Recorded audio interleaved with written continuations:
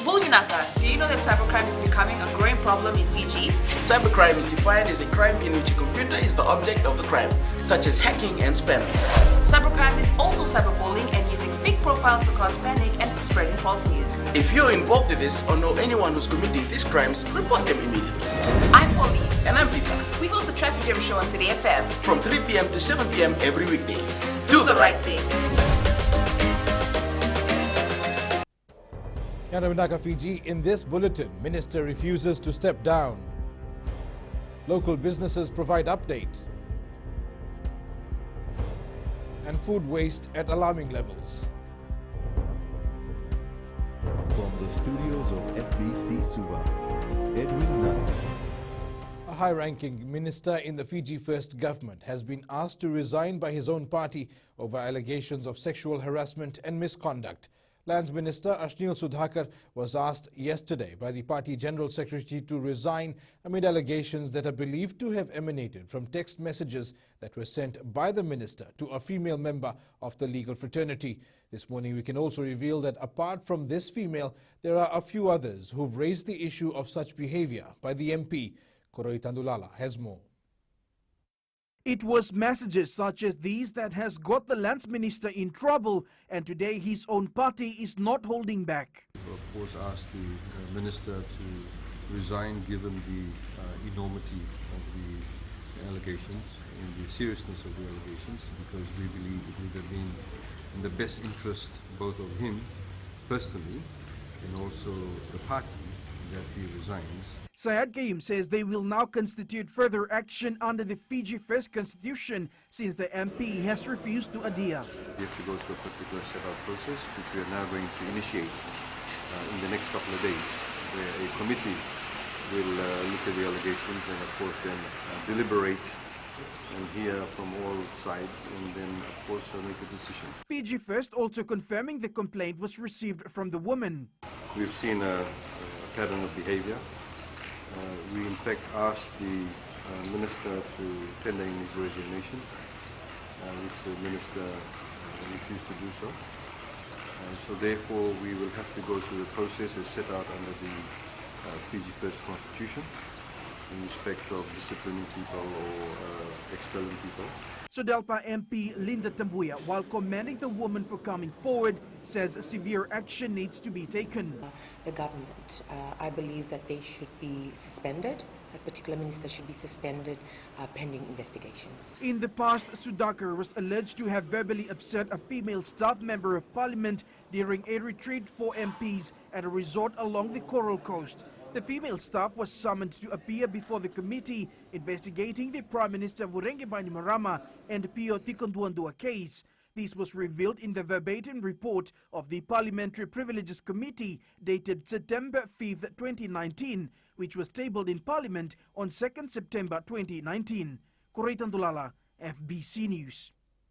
A COVID-19 response budget will be tabled in Parliament on the 26th of March. Economy Minister Syed Kayum says the supplementary budget is necessary to minimize the brunt of COVID-19, which is crippling the world market. He adds the new budget will ensure that ordinary Fijians, businesses and large sectors of the economy are able to endure.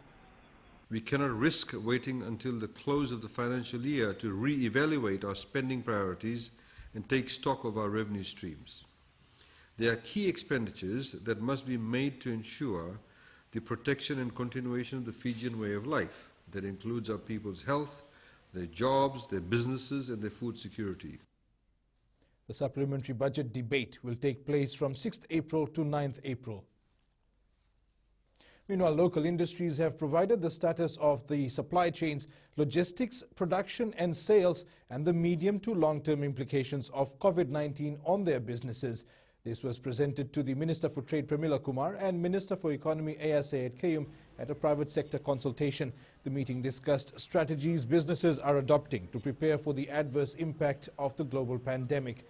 There was general consensus that there is currently no shortage of raw materials as the industries usually stockpile these. Fiji has not reported any COVID-19 cases.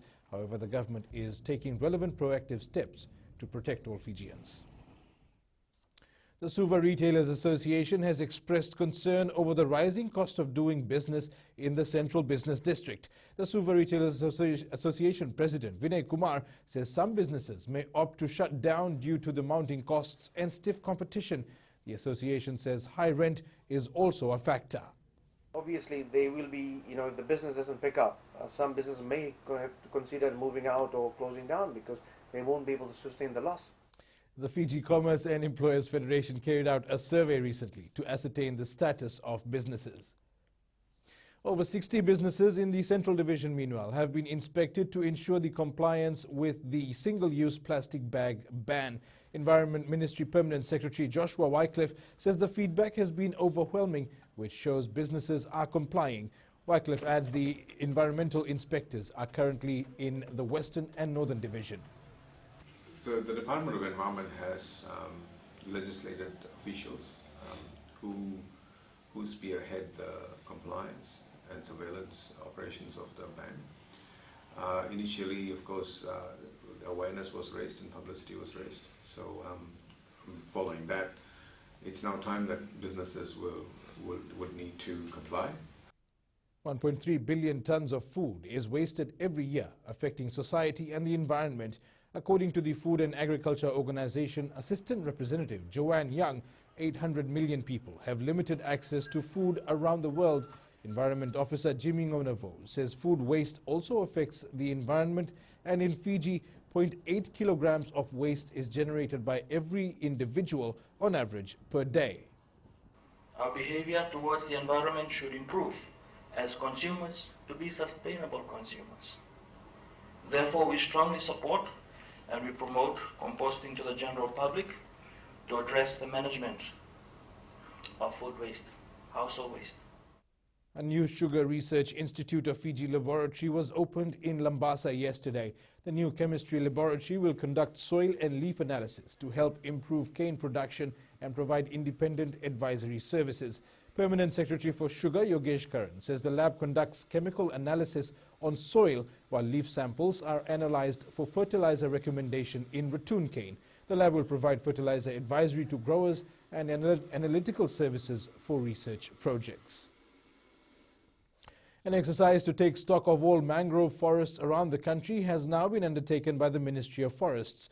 Permanent Secretary Penem Balinambuli says the project aims to ensure that mangroves ecosystems are protected.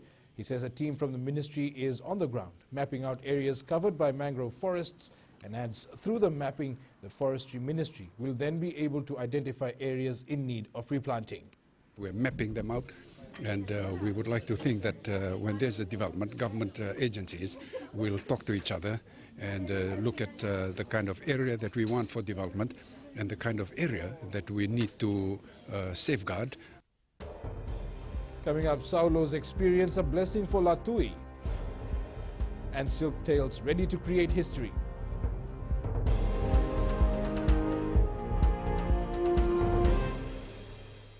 Oira na ngone no de nunu enda be singe ni mataka. Mersusunga da kena loma dina kena mikron. Sakena ngau na mitaro bina no rabaksa ngai ka wala loma taki na ngone. Dalo bina oya o meliki. Bulre oya o Samuel Samuli. Nama kikira o enda be mataka.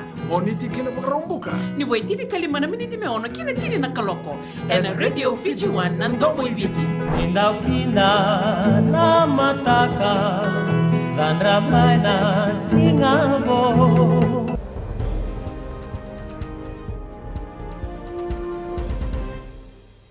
Welcome back. Flying Fijians prop Manasa Saulo is part of the Fijian Latui squad as a player and scrum coach. With 42 caps under his name, Saulo brings a wealth of experience to the side as they prepare for the season opener of the Global Rapid Rugby clash against China Lions on Saturday. Head coach Senirusi Seruvakula says the World Cup veteran is a valuable addition to the team. He's just here because we needed him.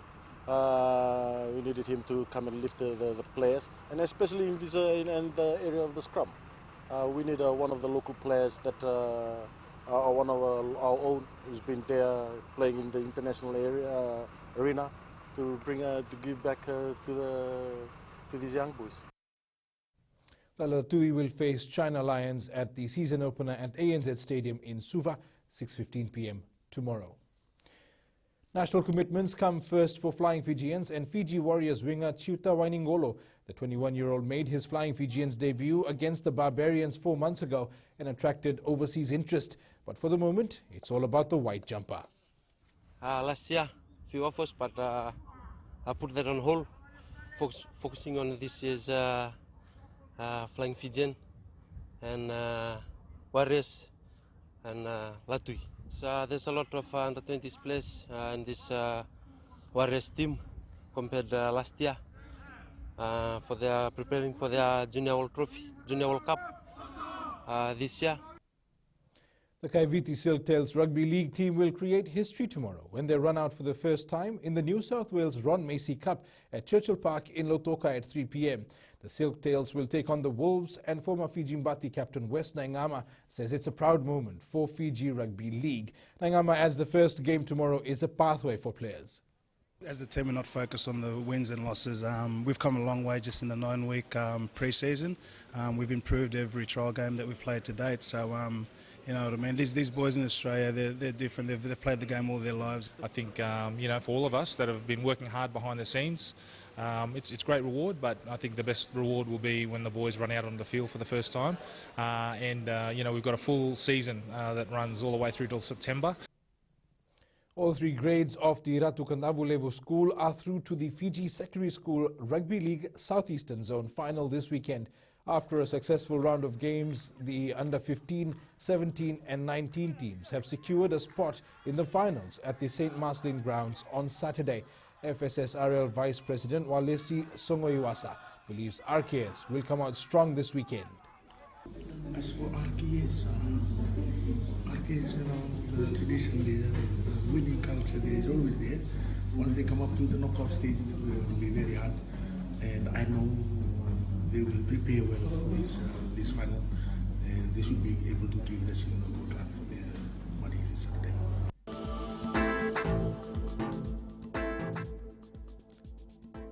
Flash flood warning is in place for low-lying areas in Fiji, with showers and thunderstorms forecast for the group today.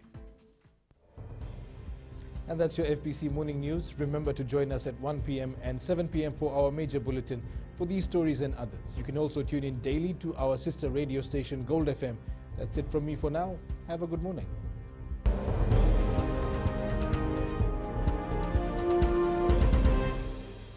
हमारे खूबसूरत देश Fiji में child abuse की घटनाएं आए दिन बढ़ रही हैं। क्यों बच्चों का मासूम बचपन अब्यूज का शिकार हो जाता है? अपने बच्चों की सुरक्षा का खास ख्याल रखें। उनसे बातचीत करें, उनके दोस्तों के बारे में जानें। आज के बच्चे देश का भविष्य है।